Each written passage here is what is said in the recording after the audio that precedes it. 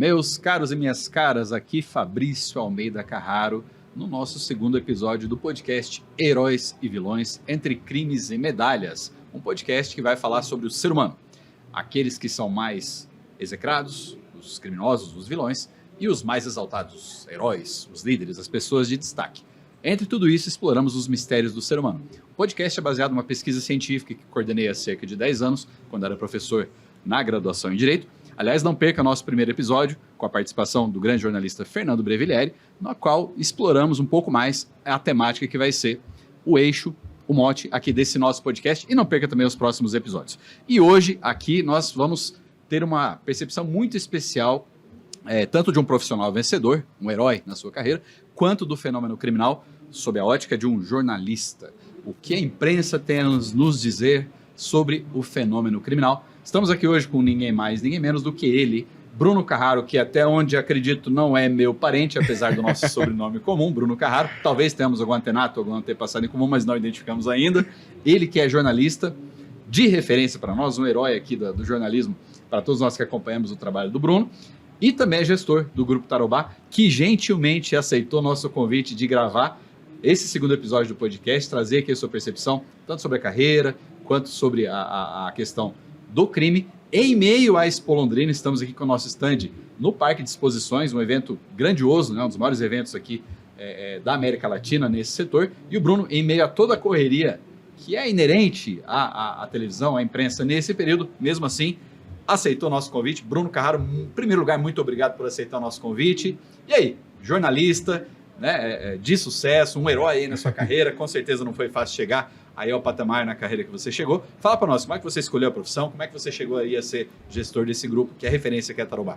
Fabrício, muito obrigado pelas palavras, pelo elogio, pelo convite. É uma satisfação muito grande falar aqui com você, nesse episódio em especial no Parque de Exposições Ney Braga, que faz, inclusive, parte da minha história, da minha carreira profissional. Eu tô com quase 20 anos de carreira no Hard News diário aí. Quando a gente fala Hard News, é aquela loucura de notícias diárias. E o Parque de Exposições Ney Braga, a Expo Londrina, faz parte desde o meu primeiro ano da faculdade, já atuando aqui como jornalista. Então eu agradeço o convite, para mim realmente é uma satisfação.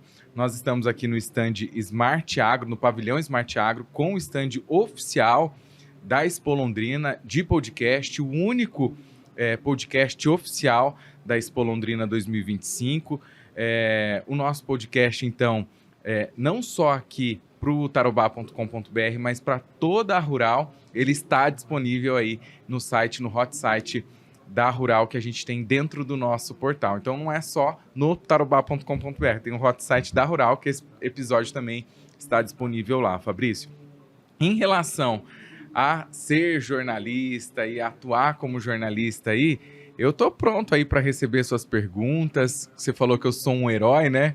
Eu acho que todos nós que chegamos a um nível da carreira de quase 2 décadas aí, enfrentamos diversos desafios, não poucos, e algumas sabotagens aí. Por isso que eu acho que a gente pode sim ser chamado de herói em meio a vilões. Não é verdade, Fabrício? Isso tem tudo a ver, Bruno, com a nossa pesquisa, porque quando a gente fala em herói ou heroína, muitas vezes a gente pensa naquela pessoa da ficção que tem superpoderes, etc. Mas, como a gente falou no primeiro episódio, inclusive, todos nós temos esse arquétipo, né, como dizia Carl Jung, na nossa psique, essa estrutura mental feita para vencer, e para vencer, inevitavelmente, nós teremos obstáculos, né, Bruno? E a gente está aqui com um profissional de sucesso, e o sucesso é uma das características do herói. Após enfrentar uma série de tribulações, desafios, obstáculos, vai vencer o herói e a heroína, e é por isso que a gente considera aqui, né, essa fala do Bruno bastante interessante, porque todos nós enfrentamos aí na carreira, né, no meio corporativo, no nosso meio de trabalho, uma série de obstáculos e às vezes vilões, pessoas que tentam até prejudicar nossa carreira por uma série de motivos egoísticos, né? E o profissional de sucesso, ele acaba vencendo tudo isso, é por isso que a gente tem o Bruno aqui como uma referência.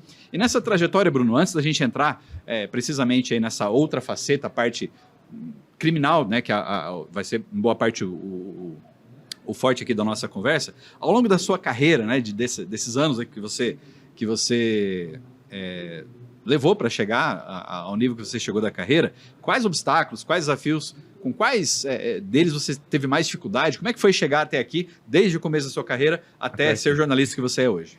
Olha, eu vou resumidamente contar até como eu escolhi a profissão. Quando eu era criança, 5, 6 anos, eu ia muito na casa da minha avó paterna, a Regina Vidotti Carraro, que já faleceu, inclusive.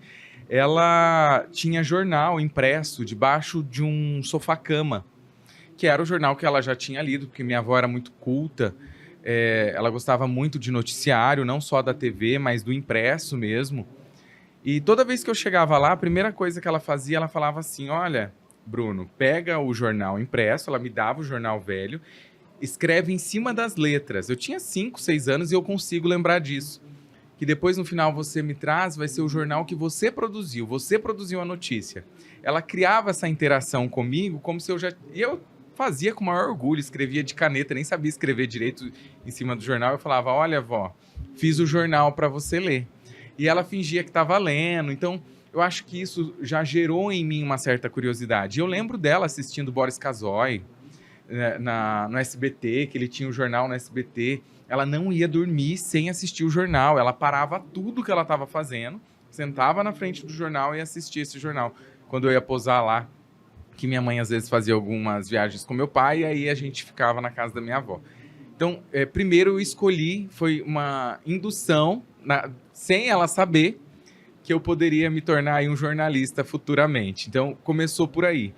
Mas, quando eu escolhi para prestar um vestibular de jornalismo, primeiro pela Universidade Estadual de Londrina e depois pela Unopar, que é a Universidade Norte do Paraná, eu não recebi apoio familiar. A minha mãe falou: vou deixar ele se inscrever, não vai passar, não sei o quê. Pensou isso de certa forma. E aí, quando eu passei no vestibular, ela me chamou e falou assim: olha, Bruno, por que você não faz direito ao invés de jornalismo? Eu falei: não, porque eu tô interessado em fazer errado. Tô brincando. Eu tô interessado em fazer jornalismo. E, assim, não tive muito apoio durante esses 4 anos de curso. E durante os 4 anos de curso, por não ter muitas vezes o apoio da família, não foi muito fácil eu me manter no curso, porque não tinha esse apoio. Daí eu já digo que eu fui herói, tá? Por manter e perseverar para seguir na profissão. E eu tive muita sorte, porque durante o curso de jornalismo eu já consegui me inserir no meio, nos veículos de comunicação. Eu já fui indicado, eu posso dizer que eu fui indicado para um veículo de comunicação, para poder estagiar num veículo de comunicação. E então, a partir de 2006, que foi quando eu entrei no jornalismo, eu já comecei profissionalmente. Trabalhei em portais de notícias, já a partir dali. Impressionante, porque hoje os estudantes, por exemplo, da UEL, eles não podem, eles não conseguem ter esse acesso já no primeiro ano da faculdade. Naquela época eu consegui. Então eu comecei já a trabalhar em 2006 com o jornalismo, que para mim foi um privilégio e foi o que eu acredito que me levou a grandes veículos de comunicação como eu estou hoje. Então eu já passei pela Rádio Brasil Sul, que na época era do prefeito Barbosa Neto, que me deu a primeira oportunidade. Passei pelo web portal Contexto, que era da Unopar, um portal oficina ali, que me trouxe muita bagagem, inclusive, para hoje gerenciar, talvez, o portal em que eu estou. Passei por assessorias de imprensa, passei pela CBN, fiquei quase 10 anos como âncora do jornal da CBN. Passei pela RIC TV Record, passei por emissoras grandes aqui em Londrina até chegar onde estou, na Tarobá, como gestor, que eu tenho muito orgulho por ser multiplataforma. Eu sou apaixonado hoje pelo rádio. Eu não gostava de rádio. Quando eu entrei no jornalismo, eu entrei pelo impresso. Lembra que eu falei da minha avó lá? Entrei pelo impresso. E aí, no meio da carreira, quando eu precisei entrar na Rádio Brasil Sul, eu me apaixonei pelo rádio e hoje eu não vivo sem. Então eu sou rádio, TV, portal, podcast, a gente faz de tudo, a gente é multiplataforma. Eu acho que até, não quero ser jornalista aqui e interrogar o Fabrício, mas não tem como, né? Até você, né, Fabrício? Eu vejo que você como advogado também é multi, você não é só advogado. Eu posso dizer que ele é advogado, né, Rudy? Não tem problema nenhum. E você tá... Como título, sim, claro. Como título, sim. E você hoje, fazendo comunicação, sendo um apresentador, um host, como a gente chama, de um podcast, também é herói e multiplataforma. Eu acho que a gente não pode deixar que a nossa profissão seja somente segmentada ali. A gente tem que buscar novos conhecimentos, que é o que eu vi pelo seu próprio artigo que você fez, né? E é isso. Hoje eu me declaro, sim, um vencedor, porque a gente passou por sabotagens também durante a carreira. Teve né? vilões aí. Não foi fácil chegar aqui como gestor, inclusive. Na Tarobá eu fui muito bem recebido. Eu morava... Quando eu recebi a proposta da Tarobá para esse cargo que eu ocupo, eu morava em Balneário Camboriú. Eu sou londrinense, nasci aqui em Londrina, me formei, constituí minha família, tenho esposa, filho, tudo aqui. E durante a pandemia nós decidimos ir para Balneário para ficar mais próximo da minha mãe, que morava lá e mora lá sozinha, né? Hoje meu irmão mora perto dela, mas na época ele morava aqui em Londrina também. E aí nós fomos... eu fui sem proposta de trabalho, sabendo que o meu currículo traria boas oportunidades para mim, e realmente em uma semana eu fui sem emprego nenhum, sem previsão nenhuma, e em uma semana eu já estava trabalhando lá. Coragem heróica. E foi coragem, foi uma coragem assim que hoje eu olho para trás e falo, eu tinha um filho de 1 ano e meio, por que eu fiz isso? Aí eu lembrei que eu tinha um dinheiro na conta, uma reserva. Foi por isso. Se não desse certo, voltava de novo, gastava todo o dinheiro e voltava para cá. Mas enfim, quando eu saí daqui, a Tarobá já me chamou para trabalhar em outros segmentos da emissora, que eu não aceitei porque para mim não fazia sentido naquele momento, já que eu estava ocupando um cargo maior dentro de outra emissora. E aí, quando eu recebi a proposta de novo da Tarobá, eu voltei para a Tarobá já para assumir esse cargo de gerente do portal e para fazer um projeto grande. Já estou há quase 3 anos e, graças a Deus, nós temos bons resultados. Mas antes de tudo isso, um dos empecilhos, um dos vilões ou das barreiras que eu encontrei no caminho foi quando eu logo me formei, Fabrício. Eu já estava trabalhando no veículo de comunicação, eu me formei e fui chamado para ser âncora de um jornal, onde os âncoras ali tinham mais de 20 anos de carreira. Eu fiquei constrangido e até envergonhado.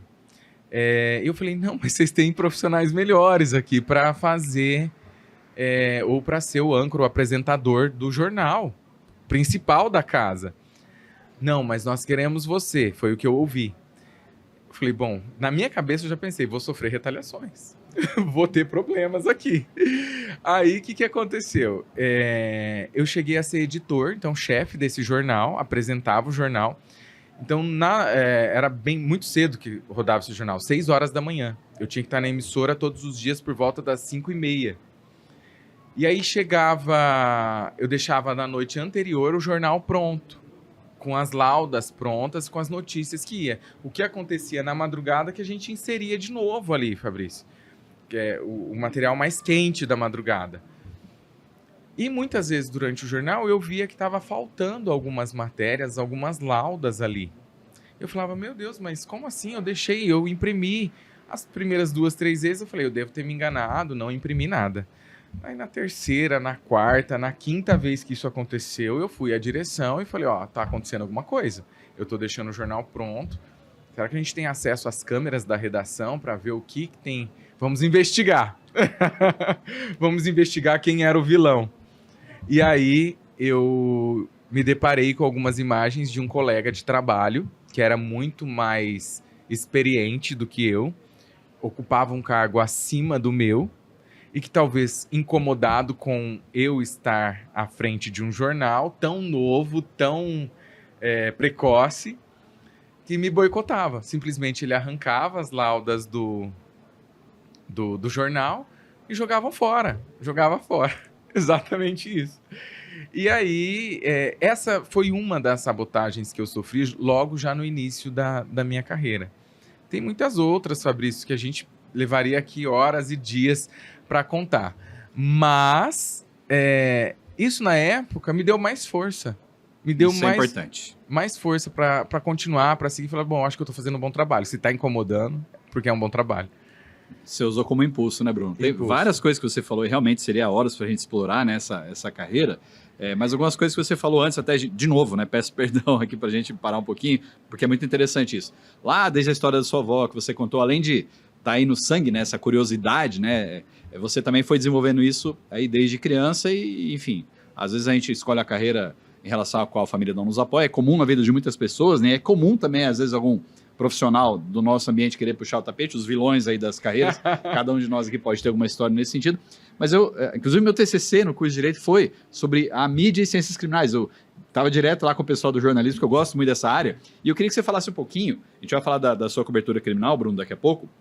Mas antes eu queria que você explorasse um pouquinho essa vertente que o jornalista tem de, por natureza, por definição, ter esse olhar mais amplo, porque vocês acabam tendo que saber um pouquinho de tudo, né? Quer dizer, essa percepção mais abrangente é uma característica que, a meu ver, vem de uma curiosidade nata, né, na pessoa, de ter que saber um pouquinho de tudo, ir atrás um pouquinho de tudo. Você podia falar um pouquinho pra gente sobre isso? Claro, inclusive quando eu era criança eu era meio que chamado de pentelho, porque eu perguntava, questionava tudo desde criança. Então, assim, acho que muitas crianças têm já isso característico de ter o questionamento, é natural, mas a minha família, os meus irmãos, as minhas tias, os meus tios falam, nossa, mas você sempre foi muito pentelho. Muito, perguntava tudo. Então, de uma coisa, de uma situação, eu consegui elaborar ali muitos questionamentos. Como você falou, acho que já vem com naturalidade essa comunicação. Mas eu sempre fui muito desenvolvido na comunicação com pessoas que eu conheço. O ambiente, entre aspas, familiar. É um ambiente onde eu estou familiarizado. Quando eu chegava num público ou em meio a outras pessoas, eu travava. E aí vem a técnica jornalística, e aí vem a questão da experiência. Eu acho que hoje todo esse olhar que o jornalista tem, ele se deve muito, não pela técnica que você aprende na faculdade, mas é pelo dia a dia. Dia a dia. Vivência e experiência com outros profissionais. Eu falo que eu sou o profissional que eu sou, não é por causa da minha dedicação somente ao trabalho. Foi por eu ter tido o privilégio de trabalhar com pessoas, com profissionais que me deram aula dessa percepção que você tem, de como é o jornalista. Eu começar a observar no dia a dia o porquê que ele era tão instigado e tinha uma visão tão grande. Eu questionava esses profissionais. Eu usava eles ali para aprender. Como modelos. Como modelos e que me trouxeram até aqui. Eu quero até citar esses profissionais. Seus heróis, suas referências. Meus heróis, as minhas referências, que é hoje a Raquel Rodrigues. Eu trabalhei com ela há 10 anos na CBN. Antes de eu entrar na CBN, eu tinha um sonho de ir para a CBN. E quando eu entrei na CBN, eu cheguei lá com o convite dela. E eu já era fã dessa mulher, dessa jornalista incrível, que é a Raquel Rodrigues, que sempre me acompanha nos meus trabalhos até hoje. Eu tenho certeza que ela vai assistir esse episódio. E outros profissionais que trabalharam comigo lá dentro. Então, a Raquel, ela foi minha editora-chefe, ela foi minha chefe, ela foi minha coordenadora. E muitas vezes ela foi muito dura comigo. E eu agradeço muito. Ainda bem que ela foi? Ainda bem que ela foi. Todas as vezes que ela colocou a profissional dela à frente do coleguismo de jornalista e falou, Bruno, isso daqui você tem que apurar melhor. Por que você foi para uma coletiva e você trouxe só isso de questionamento? Por que você não questionou isso? Aí eu entrava num conflito, numa crise minha, eu falava, por que eu não questionei? Por que eu não fui buscar esse entendimento? Por que isso não veio até mim na hora que eu estava ali com o entrevistado? Porque, Fabrício, para você conseguir uma fonte, muitas vezes, pode parecer fácil, mas pode ser o único momento em que você vai estar de frente com aquela pessoa. E talvez você nunca mais consiga ter acesso a ela. Então, quando você tem aquele acesso, o jornalista ele tem isso dentro de si, quando você tem aquele acesso, você tem que pensar, olha, eu tenho que explorar, tirar desse cara tudo que eu preciso para o meu material. A oportunidade. A oportunidade. A gente brinca no jornalismo não ser filho da pauta e não filho da não ser filho da pauta, porque a minha editora-chefe, o meu editor, ele vai te dar ali uma pauta para você explorar. Só que eu tenho que ter essa visão externa. Pensar de que eu não dependo só daquela pauta. Eu dependo de mais conteúdos que eu posso absorver daquela pessoa, que talvez mate aquela pauta, derrube aquela pauta e eu traga um conteúdo superior, talvez um conteúdo inédito. É assim quando você vai entrevistar um presidente da República, quando você vai entrevistar um governador, quando você vai entrevistar uma pessoa que cometeu um crime, que muitas vezes a sua entrevista, a entrevista de um jornalista, pode mudar totalmente o rumo das investigações. E do processo. E do processo. Então, assim, o jornalista ele tem um papel fundamental na sociedade de exercer não só a cidadania, mas também a justiça de alguma maneira. Com muita responsabilidade. Responsabilidade, porque se ele comete algum erro durante a exposição daquele conteúdo, daquela entrevista, ele pode sofrer ações ou ter ali alguns processos contra ele, justamente porque ele pode denegrir a imagem de uma pessoa, julgar, pré-julgar, acusar. Então a gente tem muito esse cuidado. Então tem que ter essa visão. Eu falo que a gente, jornalista, em alguns momentos a gente tem que ter aquela lei do contencioso, é assim que a gente fala, se precaver de possíveis processos. Então a gente é meio que, nas palavras, por exemplo, só um exemplo que talvez o público não entenda, mas que você, como um bom advogado, vai entender. Quando eu digo que fulano matou, eu já estou condenando ele. Agora, quando eu digo fulano é suspeito de matar... Pronto, muda tudo. Muda tudo. Então, a gente tem que ter esse cuidado com as palavras. Uma simples palavra pode derrubar o jornalista, pode derrubar a carreira dele. Então, ao longo desses anos, eu pude entender isso, sabe? Que vivendo com esses profissionais, e aí eu volto à questão da Raquel Rodrigues e de outros profissionais que me deram muito amparo, que me deram muita bagagem, mas hoje eu digo que o profissional referência minha foi a Raquel Rodrigues, por até mesmo ter ficado 10 anos comigo ali. Aí tem outros profissionais que me ensinaram a ser gestor, por onde eu passei, e a gestão ela vem, eu acho que no meio do incêndio, né? Você sabe se é um bom gestor ou não, quando você passa por obstáculos, por incêndios, ou até mesmo tentando resolver esses problemas que eu falei, de um colega jornalista que está ali debaixo do teu guarda-chuva, onde ele usa a palavra errada, aí é a forma de você corrigir, é a forma de você levar o conhecimento para ele da importância do conteúdo que ele está levando. E olha só, quando o meu conteúdo vai ali na TV, ele não vai só na TV, ele vai no portal, aí ele vai nas redes sociais, aí ele vai na rádio, aí ele vem para o podcast muitas vezes. Então é uma dinâmica muito grande. A repercussão é muito maior do que qualquer outra que a gente possa, numa simples conversa, revelar. Bruno, olha só me permita fazer um comentário aqui, uma coisa muito interessante, né? A gente perguntou aí pro Bruno sobre a carreira dele, falou das referências, né? Porque até essa questão do herói, heroína, que a gente tem esse potencial de vencedor, né? Todos nós temos. Isso não é clichê de autoajuda, não. Isso é muito real. Tem altos estudos da psicologia, da psiquiatria, da neurociência sobre isso. E também, além dessa questão interna, a questão da referência, né? Ele colocou aqui a jornalista que foi sua referência, e é muito legal que ele falou, né? Que ela exigia dele. Então, o herói ele se faz com esse contraste, muitas vezes, do vilão, de uma pessoa, de uma circunstância que vai exigir para fazer com que a gente cresça. Então, isso serve para todos nós. E o podcast tem muito disso. Esse superar, né? Esse vencer do herói, e às vezes é enfrentar os vilões aqui dentro e lá fora. Mas, Bruno, então vamos pro crime. Vamos pro crime, né? Porque eu sei que você tem muita bagagem aí com o tempo que nos foi destinado aqui para falar de eventos criminais aí, importantes e criminosos ou pessoas acusadas, enfim, de serem criminosos, que você teve a oportunidade aí na sua carreira de acompanhar de perto, né? Esses eventos ali, o jornalismo ele chega ali muitas vezes no inflamar ali da coisa, muito antes até, muitas vezes, da própria autoridade policial. Então, veja aqui, né? Tentei não ser filho da pauta, a gente saiu bastante aqui, até porque o conteúdo está muito rico da forma que você está trazendo, mas você teve algumas situações que você cobriu que você poderia trazer para a gente, né? As que mais te impactaram, algumas, evidentemente, das que mais te impactaram ao longo da carreira. Sim, e uma, inclusive, que se eu puder, e hoje, graças a Deus eu tenho o poder, entre aspas, de decidir se eu cubro ou não alguma notícia, até mesmo pelo meu cargo que eu ocupo, mas se precisar eu estou sempre à disposição. Até mesmo hoje aqui a gente já gravou entrevista, faz matéria, faz VT, mas às vezes o jornalista ele não tem como escolher. Ele é obrigado a seguir algumas pautas, alguns caminhos, e ele não sabe com o que ele vai se deparar a hora que ele chegar lá, Fabrício. Eu confesso que muitas vezes eu repensei a minha profissão por causa disso.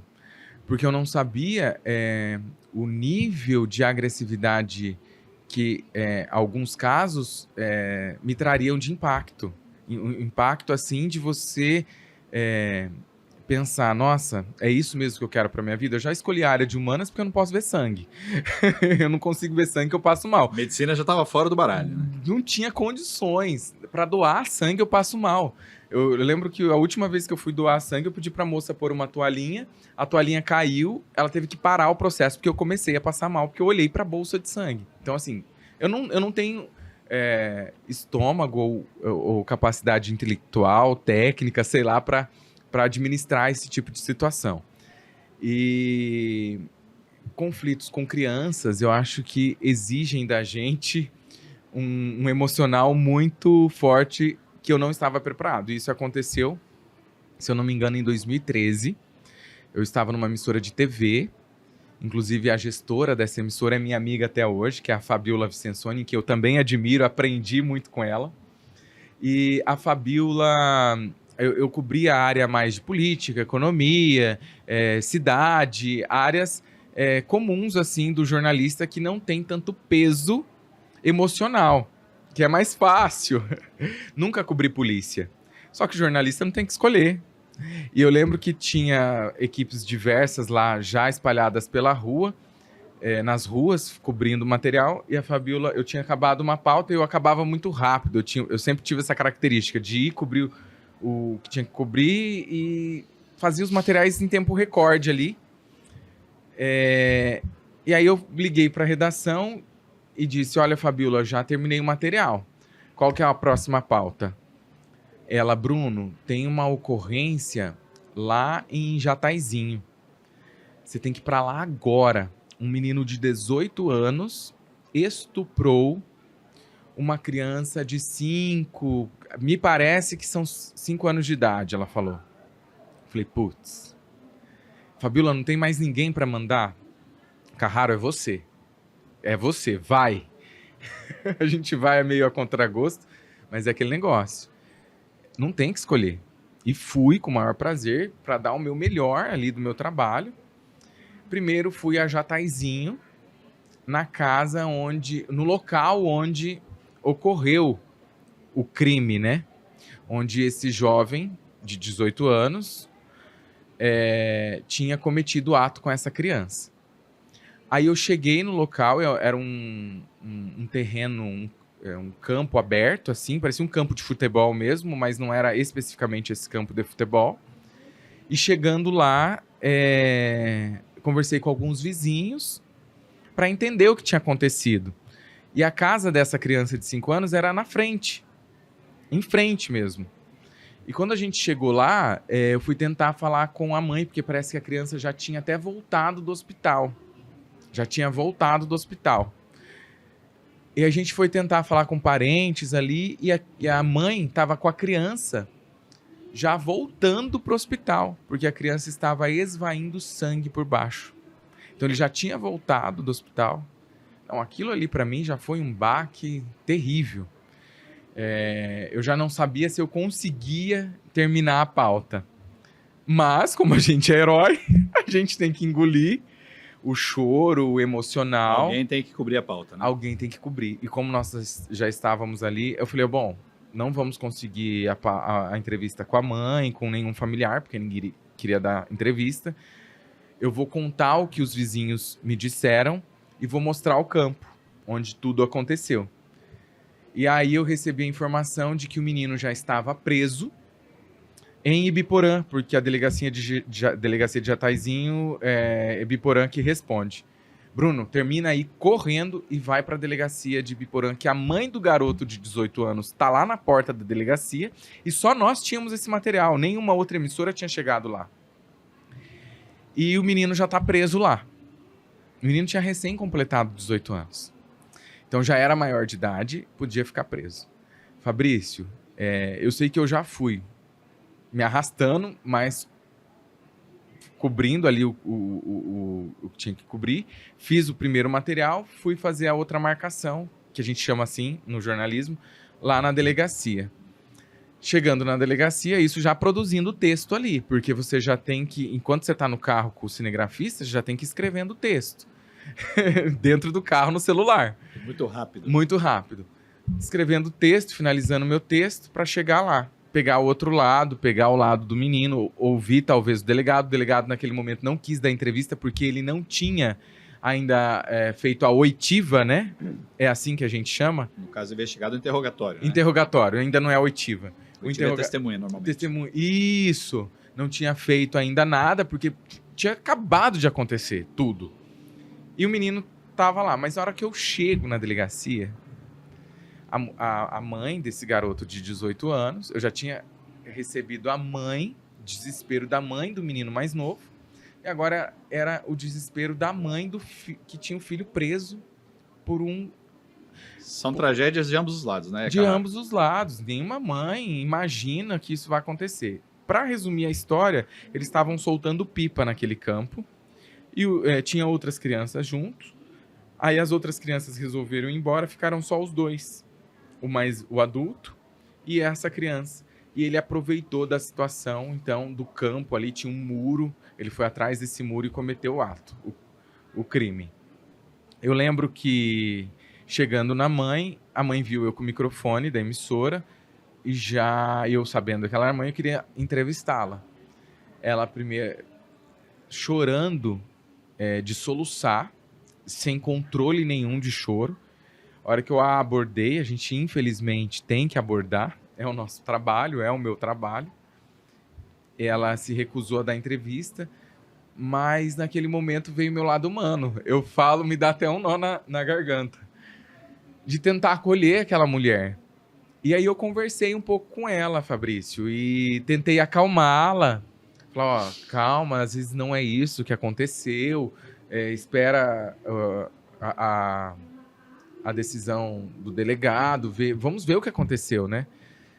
E aí consegui controlar ali o emocional dela um pouco, acalmá-la, não consegui a entrevista com ela, mas fui entrevistar o garoto de 18 anos. E ali ele mesmo me contou a história. Ele confessou, talvez também por imaturidade, sem orientação de um advogado, porque se um advogado estivesse perto, já falava, não dá entrevista, não vai falar nada. Não é o momento. Não é o momento. E eu consegui tirar dele toda a história. Uma história muito pesada. Ele também chorava ininterruptamente. Ele mesmo falou que não sabia o porquê tinha feito isso e como isso foi acontecer. Ele achou a princípio que seria uma brincadeira e depois se tornou algo mais agressivo. Enfim, eu sei que eu saí dali estarrecido, esgotado, que eu não consegui mais trabalhar ao longo do dia. Ainda bem que era a minha última pauta, minha última marcação. Eu tinha alguns ao vivo para entrar, eu pedi para não entrar. Na época, a minha gestora, a Fabiola, me respeitou, produzi esse conteúdo, tal, fechamos tudo. Eu fui para casa. Eu fiquei uma semana sem dormir direito. Eu tinha pesadelos terríveis. Não comia, não conseguia comer. Uma semana assim, com um mal-estar terrível. E repensando se era isso mesmo que eu queria, se era a carreira que eu queria seguir. Muitos passamos por esse momento, né? Justamente porque envolveu uma criança. Quando envolve criança, eu acho que pega no emocional de qualquer um. Eu não tinha... E todos fomos crianças e vemos crianças por aí, né? Isso, mesmo que a não tenha filhos, pureza, a simplicidade da criança. Você vê ali duas mães em desespero, em lados diferentes, em lados opostos. Você começa a pensar, eu vou lidar com isso a minha carreira inteira? Eu vou ter força, eu vou ter condições de lidar com isso? Então, assim, Claro, tive outras coberturas, mas essa foi a que mais me marcou. Teve outras, inclusive, que eu lidei com crianças. Se você quiser questionar, a gente vai falando. Mas essa foi a que mais marcou. Foi Sim. mais forte. Crimes contra crianças, realmente, pessoas vulneráveis, né? Uma pessoa deficiente, uma pessoa idosa, realmente elas impactam mais, né? E aí você tem realmente os dois lados da moeda. A pessoa que às vezes até se arrepende, foi um momento impensado. Tem criminosos, vilões aí de carreira, entre aspas, né? Como a gente até comentava no episódio anterior. Mas às vezes a pessoa tem ali toda uma vida normal, por assim dizer, em determinado momento comete um erro, depois é coisa de momento, acaba se arrependendo, enfim, são tragédias terríveis de ambos os lados. Mas tem outros casos aqui na nossa pauta, né, Carraro? E o próximo aqui que eu gostaria de perguntar para você é de uma fuga de delegacia que você foi cobrir. Imagina esse alvoroço. Conta pra gente aí como é que foi essa história. Essa eu fiquei com medo. Foram 2 fugas que eu já cobri, mas aqui mais de uma. Mais de uma. Mais uma. Aqui foi em Londrina, eu fiquei mais tranquilo, porque não tinha reféns, não tinha algo tão grande assim. E aí a outra foi em Arapongas, onde alguns detentos estavam começando a fazer, tipo, alguns já tinham cometido a fuga e outros estavam fazendo tipo uma rebelião, se aproveitaram da situação da fuga para fazer, não saíram, não conseguiram e começaram ali um motim, uma rebelião, como eles dizem, eu não sei se esse é o termo correto. Eu também tinha que entrar ao vivo, só que naquela época, eu tô velho, 20 anos de carreira quase, naquela época não tinha o tal do Mochilink que a gente usa hoje, que faz tudo mais fácil ao vivo. O que é isso? É um equipamento onde o repórter leva junto com o cinegrafista e que entra ao vivo de qualquer lugar da cidade com imagem e vídeo. Então, antes, para você entrar ao vivo de um lugar, tinha que pedir um ponto de telefônico ali, um carro, uma viatura que a gente chama de jornalismo, que tinha o sinal e pegava esse sinal. Então não era fácil, então não era qualquer repórter que tinha essa cobertura com imagem de longe, assim, da TV. E aí nós fomos para Arapongas, minha equipe, eu ia entrar ao vivo no programa do Cobra. Quem não lembra do Cobra, né? Que era na RIC TV, inclusive. E a situação lá estava muito tensa, tanto que a gente teve que ficar agachado atrás do carro para talvez não tomar um tiro ali, porque o risco estava vindo gente de Curitiba, que eles chamam o pessoal, o reforço da Polícia Militar de Curitiba, para controlar a situação quando essas coisas acontecem, né? Que acho que é a equipe do BOP, eu não entendo muito bem dos nomes aí desses profissionais. Mas eu lembro que eu ia entrar ao vivo por telefone daí, mas não é imagem e vídeo, era ligação, só áudio. Então eles colocavam uma fotinha do Bruno Carraro lá. Extrema. Isso. E eu não consegui. Eu simplesmente entrei com as informações preliminares, mas por causa do calor ali da emoção e do medo, muitas vezes, de ser... tomar um tiro ali, pegar... ser pego como refém, muitas vezes. Eu acho que até mesmo por ser um profissional em 2013, eu não estava no início da minha carreira, eu já tinha um tempo. Mas eu não tinha experiência com polícia, não tinha experiência tão significativa o mundo do crime, de cobrir tanto isso, né? Então a gente realmente fica meio que refém ali. Não no sentido literal, mas refém de outra forma. De outra forma, exatamente. Do que vai acontecer aqui? E detalhe, eu tinha uma mãe do outro lado também que estava acompanhando tudo pela TV e me mandando mensagens. Na época não era o WhatsApp ainda. Olha como eu tô velho. Experiente. Experiente. No celular a gente recebia muito mensagem de texto. Era comum SMS. E minha mãe me mandando SMS, menino, cuidado, você vai ser pego aí, sai daí, que não sei o que. Eu falei, mãe, tô trabalhando, deixa eu trabalhar, minha cabeça já não tá boa, você ainda tá me colocando aí numa sinuca. Enfim, foi uma situação também que eu fiquei muito assustado, eu fiquei um pouco, até mesmo por não conseguir cumprir com a pauta 100%. Eu acho que isso até me prejudicou ali com a equipe da direção, da gerência e do próprio apresentador. Então, assim, você sempre foi o melhor, você sempre conseguiu executar todas as suas pautas, você sempre conseguiu fazer. Não, tem hora que o jornalista, ele parte pro lado humano.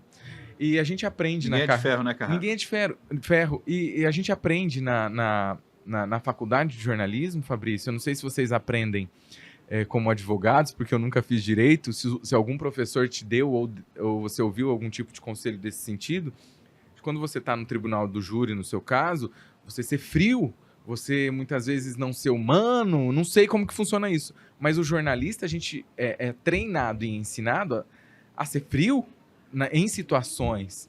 Só que hoje a gente já não vive mais isso, né? Hoje... Inteligência emocional, na verdade. O treinamento que a maioria das profissões não tem, você tem que buscar por outros meios, né? Só que hoje a gente já vê o jornalismo sendo mais humano. É porque a Globo, ela é referência do que o jornalismo é correto ali, entre aspas. Sempre foi isso. E a gente não tem vergonha nenhuma de falar, apesar de estarmos na Band, o jornalismo da Globo, ele é modelo no país e sempre foi. Talvez não mais hoje, mas naquela época ele era o modelo. E o modelo, quando a gente estudou, você tem que ser frio. E de uns anos para cá, a gente viu âncoras da Globo chorando no ar, ao vivo. E aí, vamos repensar. Então pode ser humano. Não precisa ser um robô. Não precisa ser um robô. Só que naquela época era uma falha muito grande. Era uma falha muito grande para um jornalista.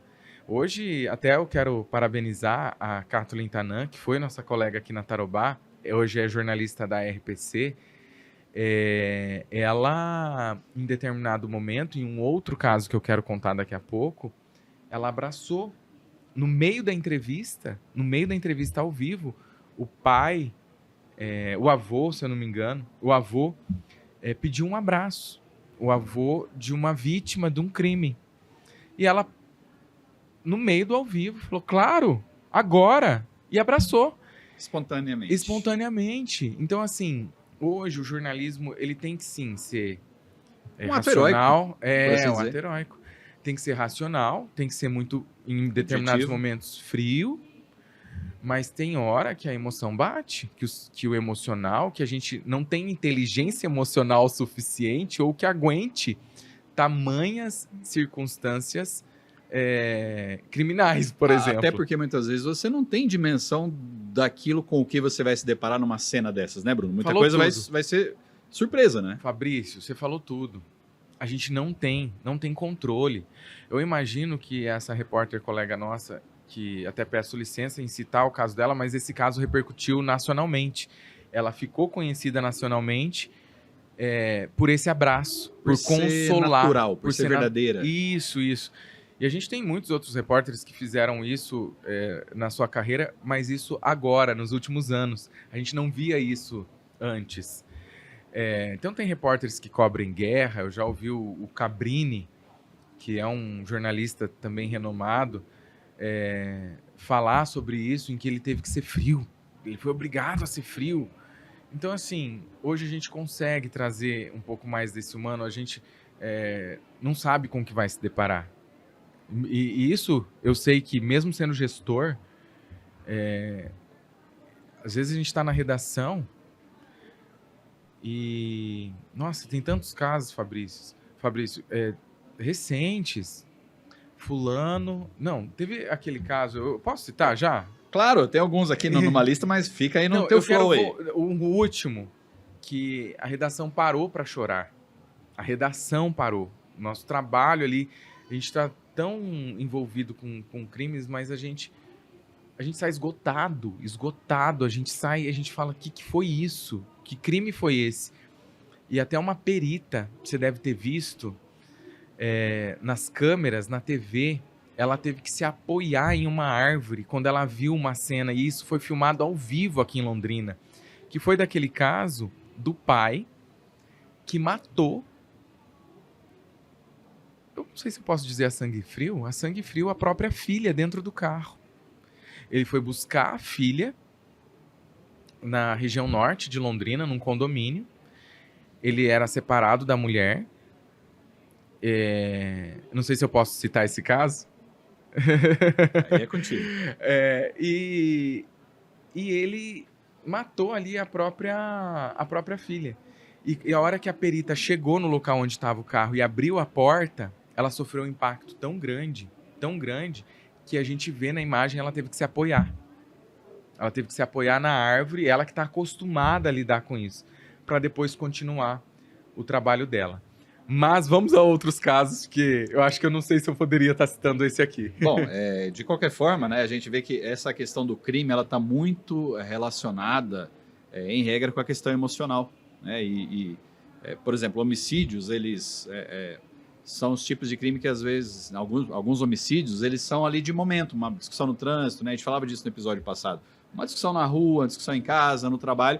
Às vezes alguém que, né, sequer matou ali um animalzinho, mata uma pessoa, às vezes com um momento. E às vezes é algo premeditado, algo de extrema frieza. Nós temos N histórias aí. E aí, eu tenho que te perguntar, Carraro, sobre uma coisa que aconteceu já, infelizmente, não só em vários lugares do Brasil, mas do mundo também, ataque à escola. Mais uma vez nos deparamos aqui com pessoas de tenra idade, enfim, você já teve a oportunidade de cobrir uma tragédia dessa magnitude também, né? A gente não pode se esquecer do ataque que aconteceu em Cambé, a uma escola. Nós tivemos, inclusive, na redação, nós recebemos na redação um herói. Esse é a gente típico, esse herói, que foi o homem que tirou a arma ali daquele jovem, que interpelou ou chamou a polícia, que interferiu em meio ao caso. Ele estava passando na rua e ele ouviu os tiros, ouviu o desespero lá dentro e foi lá socorrer. Deixa eu só fazer um intervalo aqui, porque esse merece, viu, Carraro? Porque quando a gente faz esses estudos sobre heróis, sobre heroína, lógico, tem uma série de facetas dessa discussão, mas uma característica marcante, né, na pessoa que, enfim, pratica um ato heróico, melhor dizendo, essa coragem, essa bravura e esse altruísmo, esse se doar, independentemente do perigo que ele estava enfrentando, né? Essa pessoa que você teve a oportunidade também de interpelar, de entrevistar, de conhecer, ela se despiu ali do próprio medo naquele momento de talvez sofrer ali um ataque à sua integridade física, à sua vida, pelo outro, né? Por aquela pessoa, por aquelas pessoas que sofriam aquele ataque. Então, isso é típico ali de um ato heróico, né? O se sacrificar, isso. O se doar, né? Então, e ele não sabia o que ele ia se deparar. Como a gente está falando aqui da profissão, a gente não sabe, mas ele sabia que tinha pessoas armadas, ou uma pessoa armada lá dentro, e que ele corria risco. Ainda assim. E que ele corria o risco de perder a vida ali naquele momento. E foi enfrentar, sabendo que tinha crianças, adolescentes, jovens ali dentro daquela escola, e foi lá salvar. Mas o contexto todo dessa história do colégio, onde houve a morte de um casal de namorados, olha só, que caso... Por que um casal, né? Por que esse casal? E o que mais toca, né, em toda essa história foi a reação dos pais, que passaram uma lição acho que para a humanidade, de fé. Por que eu falo fé, Fabrício? Eles são católicos, esses jovens que morreram, que sofreram, foram vítimas desse ataque, eram namorados, eram coroinhas de uma igreja, muito participativos, ou como que eu posso dizer? Assíduos. Viviam ali diariamente a fé cristã, a fé católica, e foram mortos em meio a algo, inclusive, que é muito falado hoje, que é o bullying que as crianças sofrem. Então, a justificativa deste jovem que matou esses outros dois jovens, ele já não estudava mais naquele colégio, há muitos anos, ele tinha estudado naquele colégio e ele queria se vingar do bullying que ele sofreu quando ele era criança. Então ele justifica dessa forma para cometer o crime, né?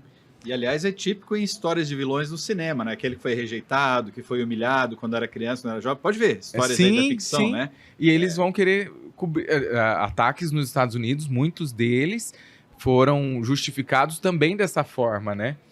Então, justificados entre aspas, né? Justificados, e aí, eu quero até trazer aqui uma série que virou...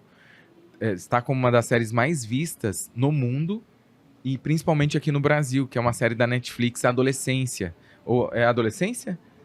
Adolescentes. Eu assisti, eu não vou dar spoiler aqui, mas Por já favor. tá todo mundo falando dessa série. Ela retrata exatamente isso.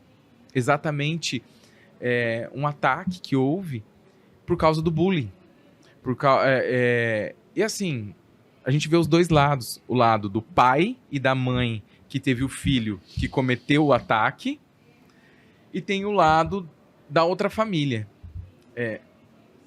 Isso. Adolescência.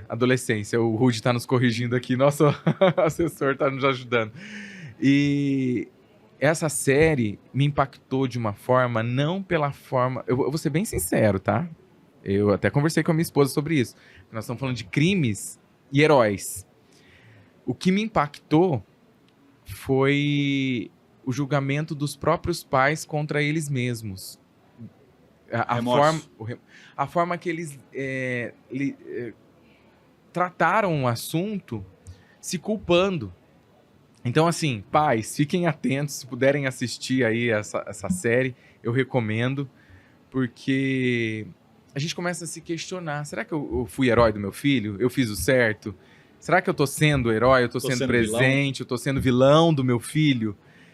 Então, assim, tem uma história por trás, Fabrício, e aí eu vou voltar para essa história da cobertura, né? Nós ficamos ali o dia todo falando sobre esse assunto. Uma família que perdeu o filho, a nora, entre aspas, outra que perdeu o genro, apesar de não serem casados, mas eram um casal, pretendiam casar, pretendiam servir na igreja, mas a fé desse casal, Fabrício, impressionou. A serenidade deles, a serenidade em lidar com a situação, em trazer força para as pessoas que, entre aspas, eram menos do que eles, tinham menos dor. Não sei se a gente pode quantificar a dor de um e de outro, mas não eram os pais. E estavam sofrendo uma dor ali também. E de outras famílias que não tiveram vítimas, os filhos ali mortos, mas vítimas emocionalmente, as crianças sofreram e tudo mais. Nós ficamos exauridos naquele dia. E nos dias posteriores a gente estava tão cansado que quando a gente faz esse tipo de cobertura, eu até brinco com a minha esposa, eu preciso chegar em casa, eu busco meu filho na escola, e aí eu tenho que chegar, dar comida, janta e tal. Eu preciso ter o meu momento sozinho, de desligar do trabalho. Então eu me tranco no quarto. A depuração mental. E eu começo a esvaziar a minha mente, tentando ler um livro, tentando me fugir ou assistir talvez algo de entretenimento. Algo leve, né? Leve, que não seja pesado, para eu conseguir voltar à minha realidade e voltar a ser um bom pai, voltar a ter uma paciência de um pai, porque a gente extrapola uma linha da inteligência emocional que a gente usa ali para fazer o nosso trabalho, que é exacerbado, a gente fica exaurido, é desgastante, né? Ah, com certeza, porque é terrível, né? A gente que trabalha com essa parte criminal, a gente lida com conflitos, e conflitos dos mais graves, que às vezes chegam a óbitos, né? Então é algo que realmente a gente tenta compreender, né, Bruno? Pessoas que estão ouvindo a gente, talvez não tenham a dimensão do que é que, né, assim, quem se depara com a realidade criminal no dia a dia acaba tendo que vivenciar, e o desgaste, né, como a palavra que você usou, que isso traz. Mas aí a gente tem tempo ainda para falar de mais um caso, né, que eu sei que você teve a oportunidade de cobrir aí, que é um caso da uma cidade próxima aqui, Rolândia, Eduarda Shigematsu, né? Você teve... Esse, né? Eu cobri pela CBN, que é o caso, e aí envolvendo criança mais uma vez. Por que esses casos deixam a gente tão perplexos, deixa a gente... Porque é um pai acusado, ainda vai até a júri popular, não vai ser em Rolândia, né? Se eu não me engano, o júri, justamente porque foi na cidade lá. De um pai matar a própria filha, né? Como que nós, seres humanos, conseguimos lidar com uma coisa dessa? Como que um jornalista vai fazer um trabalho isento? O problema é esse, ser isento em um momento como esse. Agora, já eu sendo pai, então eu tinha feito um caso lá em que eu não era pai, eu era só filho, eu tinha sobrinhos, sobrinhas, a gente sente uma dor, mas a dor é maior agora. O sofrimento de você se deparar com o pai matando a filha é muito superior, é uma criança inocente. E detalhe, existe aí uma suposição, e vamos lá, não sem acusações, de que a avó soube e poderia ser aliada, cúmplice, ou tentou esconder o caso. Então, existe ainda umas investigações a respeito disso, eu não vou fazer um pré-julgamento, mas é o que a gente cobriu na época, inclusive cobri nacionalmente pela CBN esse caso, a gente criou conteúdo, matéria, reportagem para o Nacional, foi para o Nacional isso. Então, esse caso de uma criança, e aí a gente vê as imagens da criança saindo da escola, entrando na casa, saudável, feliz. E depois você vê as imagens do carro entrando na casa. Você vê as imagens da forma em que descobriram ela na valeta, no buraco, onde ele, entre aspas, desovou o corpo, amarrado, num saco preto. Com que frieza que isso é feito. E como que você dá essa notícia, Fabrício? Como que você continua, depois de ver aquelas imagens, como que você continua, como que você consegue falar para o seu telespectador, para o seu ouvinte da rádio, para o seu internauta ali no texto, de uma forma que você consiga manter ali a ética profissional, que você não julgue antes, ou não condene antes de que saia realmente verídico, que até hoje não saiu, esse caso já tem mais de 7 anos, se eu não me engano, mais ou menos uns 7 anos. O desafio de manter a objetividade, a imparcialidade, o profissionalismo, né? Eu acho enquanto que seres humanos também, aqui temos esse aspecto emocional, né? 2019, eu acho que eu não errei muitas contas aí. e é isso, então assim, são casos que nós profissionais, nós nos deparamos e que a gente jamais imaginaria passar ou cobrir. E quando você cobre, você fala, será que vão ter outros? E aí teve outros. Teve o caso de um pai e de uma mãe na Mata dos Godói, em que deixou a criança por um descuido em algum momento, e a criança saiu e foi para o rio, e no dia seguinte ou dias depois foi encontrado o corpo boiando dessa criança. Isso eu fiquei ininterruptamente no ar com o Cid Ribeiro, ao vivo, na hora do almoço, no Tarobá Notícias, já cobrindo pela Tarobá, enquanto nós tínhamos o Paraíba Drone, que era o nosso repórter cinematográfico, cinegrafista, com o drone indo até o rio lá no Três Bocas, na usina Três Bocas, para fazer a cobertura de que tinham encontrado o corpo, a gente sem contato, sem comunicação com ele, porque ela não pegava sinal nenhum de internet e tal, porque era muito longe, e eu e o Cid ali esperando esse sinal chegar, nós ininterruptamente ficamos 40 minutos no ar falando desse caso, sem parar. Eu e o Cid mostrando, Exigente, hein? Mostrando a região onde o corpo poderia estar, que já tinha pessoal, a polícia já estava em busca lá, a perícia, e contando, tentando imaginar como que essa criança morreu, como que a família agiu ali naquele momento, e como a família estava agora que o corpo tinha sido encontrado. E isso também já era muito cansaço emocional, e a gente tem que manter a pose ali na frente do vídeo e não julgar. Estou trabalhando, sou um profissional. Não julgar. Eu acho que o mais difícil é isso, é não julgar o pai, a mãe. A gente não sabe o que levou o pai a ter essa desatenção, a mãe a ter essa desatenção.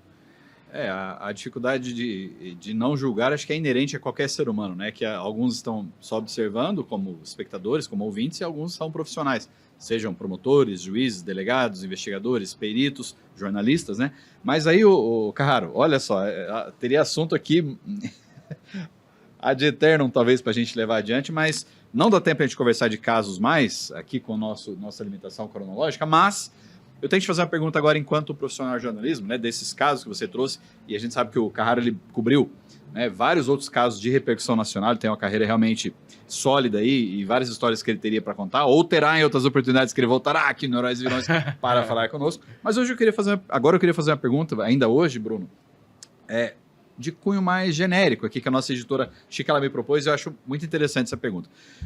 Você trabalha no Portal Tarobá, né, um jornalista de escola, de estrada, né, já tem vasta experiência.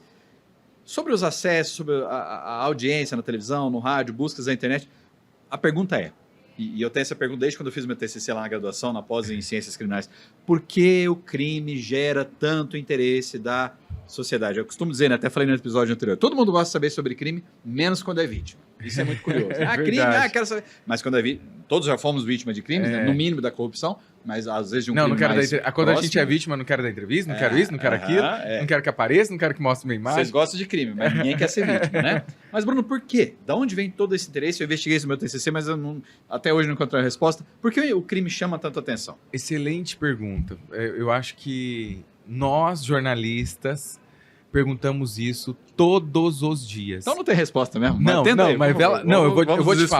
Eu vou te falar porque, assim, a repercussão desses casos, de casos de homem que matou mulher, de mulher que matou homem, que também tem, o boom que dá no portal.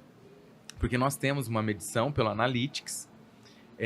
Então, por exemplo, eu entro com notícias da redação, para quem não sabe, pode acompanhar a Tarobá que vai saber, com uma notícia de crime de que um homem matou uma mulher. Em poucos segundos. Eu falo que essa notícia já está no portal. Eu tô com o meu termômetro de acessos ali ao portal, 500 acessos por minuto. Antes disso, antes de eu falar a notícia. A hora que eu falo da notícia, é inacreditável. Vai para 3.000 acessos por minuto. O portal chega a ficar a ponto de cair. Vamos comparar isso com outros tipos de notícias, se você tiver esses dados aí pra gente. Aí eu dou uma notícia de que... Asfaltou a rua não sei aonde, ou sei lá o quê, alguém ganhou um prêmio. Não, uma notícia que é importante para a população, de que houve, por exemplo, aumento de salário, de que houve, por exemplo, uma baixa do preço do combustível, uma notícia para dona de casa, o tomate subiu, ou o tomate baixou o preço, a carne está mais barata. Independente se favorável ou desfavorável para a população. Notícia boa ou notícia ruim? Não sobe um acesso a mais quando eu entro ao vivo. A pessoa não tem a necessidade de ver aquilo àquela hora. Mas falou momento. De crime... É gigantesco. E aí a gente fala, gente, não, até vão me criticar, vão me condenar. Eu te defendo. A gente sabe que todos os dias tem crimes e vão acontecer crimes. E muitos não aparecem, é a chamada cifra negra da criminologia. Isso. Não faz BO, não, enfim. Isso. Só que o jornalismo, o hard news, ele vive, infelizmente, ele abastece, ele precisa desse conteúdo muitas vezes para dar um up no portal, para dar uma elevada no... O crime como mercadoria? Infelizmente, mas não que a gente espera isso. A gente não quer cobrir, não quer isso se deparar, fato. Mas é fato. E por quê, Bruno? Por quê? Porque a população consome. E ela consome, e aí eu vou usar a palavra de novo, exacerbadamente. Ela procura, ela pesquisa. Eu tenho ali nos meus certificados de relatórios que eu emito semanalmente, mensalmente, sobre pesquisas no portal. As pessoas pesquisam o crime, elas querem saber do crime, elas querem saber se aconteceu algum caso. Então, assim, ele está no trânsito, ele passou, viu 3 ambulâncias ali, um carro da polícia, ele vai lá no portal e pesquisa. O que aconteceu na esquina tal que tem ambulância, crime. Tem muito isso. A maioria das pesquisas que nós temos no portal é porque tem polícia em tal lugar. Tem polícia onde? Por que a polícia está em tal lugar? Qual crime que aconteceu? Então as pessoas têm curiosidade, elas querem saber o porquê que tem uma polícia ali, por que está tendo uma ocorrência ali, por que que... E quando elas descobrem que é um crime de morte, aí o interesse é maior. Aí o interesse é superior, infelizmente. E às vezes, quando o crime é violento, quando o crime ele choca, que é o caso de um pai que mata o filho. Filho que mata o pai? Filho que mata o pai. Crimes em que existe brutalidade. Tem vídeos que a gente sofre strike, então a gente não coloca na íntegra, que a gente recebe vídeo de imagens assim, que realmente se você vê, você passa mal. Da forma brutal que a pessoa foi morta, ou da forma brutal que um acidente acontece, já não levando para o lado do crime, mas pensando assim na imagem abstrata da morte, né? De quando a pessoa sofre uma morte agressiva. Teve um caso, por exemplo, de que um caminhão passou em cima de uma motociclista. E a imagem é horrível. Mesmo a gente colocando blur, que a gente fala é embaçar ali a tela, as imagens viralizaram. E elas rodam, e o recorde de visualizações é impressionante. E qual é na sua visão, Bruno, qual é o aspecto psicológico por trás desse interesse das pessoas, dessa busca das pessoas por tragédias, enfim. Sabe o que eu penso? E que a gente conversa muito na redação e a gente fica nessa discussão, e aí um interpela e fala, não é isso não, mas ninguém tem a resposta. Mas o que a gente pensa e o que eu penso, e que muita gente acha que pensa, é que as pessoas vivem num ativismo e muitas vezes numa sobrecarga de problemas diários, enfrentam realidades talvez duras no dia a dia. Que tem que enfrentar heroicamente. E que aí ela fala, poxa, a minha vida tá melhor do que a desse fulano. A minha vida... Uma comparação. Perto da dela... Não tô tão ruim assim. Eu tô no céu. Olha, coitado. Que inferno que tá vivendo essa família, esse casal. Então, de certa forma, talvez na minha ignorância, os psiquiatras, os psicólogos vão me condenar, ou sei lá, é para satisfazer a própria dor. É para satisfazer, como que eu posso dizer? Passar um bálsamo na dor e na vida dela diária ali. Não, eu vou assistir, eu vou saborear essa dor aqui, porque ela é maior que a minha. Catarse é um termo que eu encontrei. E eu vou esquecer da minha. Eu vou me desviar. Então, eu penso que seja isso. A humanidade vive isso. Ao longo da sua carreira, você pode ter essa como uma potencial resposta. Eu tenho uma dor menor, então eu vou saborear essa dor que é maior. Entendi. Bruno, nosso tempo, aliás, já passou, né? Mas não tem como a gente terminar esse papo antes de concluir tanta coisa rica que você está trazendo para a gente. Mas eu gostaria que você fizesse aí o seu fechamento, né? Enfim, a gente falou aqui de heróis, de vilões, como é o mote do nosso... Aliás, o pessoal se interessa tanto por crime, né? Vem pro podcast, porque aqui a gente vai falar de crime, tá? Hoje estamos só começando, já é o segundo episódio ainda, né? Quarta-feira, 17 horas, toda quarta a gente vai estar com um episódio novo, tá? Mas, Bruno, faz aí o seu fechamento dessa sua carreira heróica, né? De tantas pessoas aí que enfrentam esses problemas do dia a dia. O que você poderia falar para as pessoas? E, enfim, também dessa tua experiência. A gente aprende muito sobre o ser humano quando a gente está próximo dessa realidade criminal. A gente vê que o ser humano tem esses dois extremos. Às vezes ele é nobre, ele é altruísta, ele é bondoso, ele é benevolente. Ele tem uma série de características positivas, mas às vezes também nós temos a sombra, né? Nesse lado negativo, todos nós temos, a gente falou disso com o Brevileri no episódio passado. Dessa tua vivência, então, desses anos todos de carreira, todo esse aprendizado, faz um fechamento pra gente aí, um podcast sobre seres humanos, né? Os extremos, heróis e vilões. O que você diria pra gente para concluir nossa conversa hoje? Não, eu acho que realmente todos nós somos heróis, mas também somos vilões. Eu acho que cada um sabe ali o momento em que foi vilão, talvez na sua carreira, na sua vida pessoal, ou que foi herói e em que é herói. E eu acho que desse tempo de trabalho, de carreira que eu vivi nesses quase 20 anos, eu tenho uma coisa para dizer. Eu não sou mais o Bruno que eu era há 20 anos, mas não só profissionalmente, mas eu digo em lidar com as pessoas, com o ser humano. Com o ser humano. Eu acreditava muito no ser humano. A minha esposa fala que eu era inocente. Eu era inocente, achava que todo mundo era muito bom, muito maravilhoso.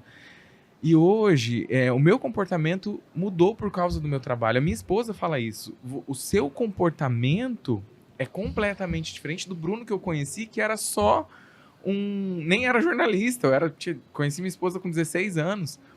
Então, assim, ela fala que eu sou hoje um cara mais frio, em algumas circunstâncias, em lidar com as pessoas, em acreditar nessas pessoas, em entender, talvez, quem elas são, para depois eu ser quem eu realmente sou na frente delas, depois que eu adquiro uma confiança, depois que eu entendo, talvez, que ela é uma pessoa que eu posso ter uma segurança de que não seja vilã. Eu acho que porque a vida nos ensina, os tombos que a gente leva, os desafios que eu vivi de pessoas tentando me derrubar ou até mesmo de me deparar com crimes tão terríveis. Então, o que eu digo? Somos, sim, vilões em determinados momentos, somos heróis. Eu acho que a gente tem que respeitar o nosso emocional, muitas vezes. Respeitar aquilo que você sente e aquilo que você se permite sentir. Até onde eu consigo aqui? Hoje eu consigo entender isso. Claro, tem um trabalho aí de uns 5 anos de terapia. Eu falo que se não fosse... não estou fazendo propaganda aqui, mas se não fosse... eu nesses últimos 5 anos, eu comecei uma terapia com psicólogo durante a pandemia. Que eu acho que eu dei uma surtada aí por causa do trabalho mesmo, em contato com pessoas, medo de pegar a doença. Então, só para finalizar, que o nosso tempo realmente já tá extrapolado, depois de 5 anos de terapia, eu me permito tomar decisões, ser às vezes mais frio, pensar naquilo que isso vai trazer de consequência para mim antes de qualquer coisa. Então, eu me permito respeitar o meu emocional algumas vezes. O terapeuta, de certa forma, é um herói para você. É um herói. E ele sabe disso. Ele sabe disso. Perfeito. Bruno, muitíssimo obrigado uma vez mais pela sua disponibilidade, pelo seu tempo, nesse contexto tão acelerado que nesse momento em que a Band Londrina Tarobá está aqui em meio à exposição, né? Não sei se é o maior evento, né, da América Latina. Um dos maiores. Do setor agro, né? Então, um evento grandioso. A Band está com 3 stands aqui, só para vocês terem uma ideia, tá? Quem visitar a feira vai ter a oportunidade de conhecer, né? Até se quiser falar um pouquinho da presença aqui. Eu quero. Não tem como não falar da nossa casa, né? Gente, nós preparamos para o público, viu, Fabrício? É para você que está aqui assistindo o podcast, é para o nosso internauta, é para o nosso telespectador, é para o nosso ouvinte da rádio. Nós temos 3 locais. Na entrada do parque, nós preparamos um espaço lindo ali, aconchegante, para quem quiser fazer visita, tirar foto com os nossos apresentadores. Preparamos um site onde essas fotos estarão disponíveis. Nós temos aí o espaço Pet, a Expo Pet. Nós temos um estúdio lá também, que os nossos apresentadores do Patas e Pet estarão lá também disponíveis. E nós temos aqui no Smart Agro, em frente à pista de hipismo, que também é um local importante para a gente, bem direcionado, onde está o nosso podcast. Então, faça uma visita para a gente, pode visitar a gente. Eu estou olhando para várias câmeras aqui, eu errei algumas, Dario, depois vocês se virem arrumar ou deixa assim mesmo.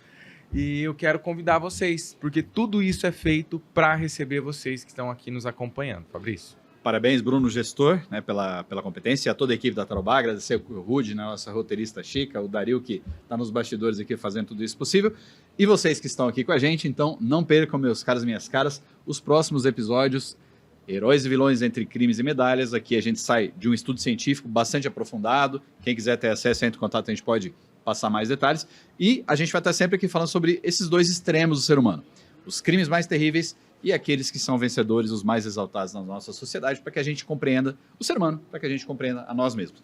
Então não percam próximos episódios, sempre às quartas-feiras, 17 horas, disponíveis no portal da Tarobá. A gente se vê no próximo. Muito obrigado, até lá!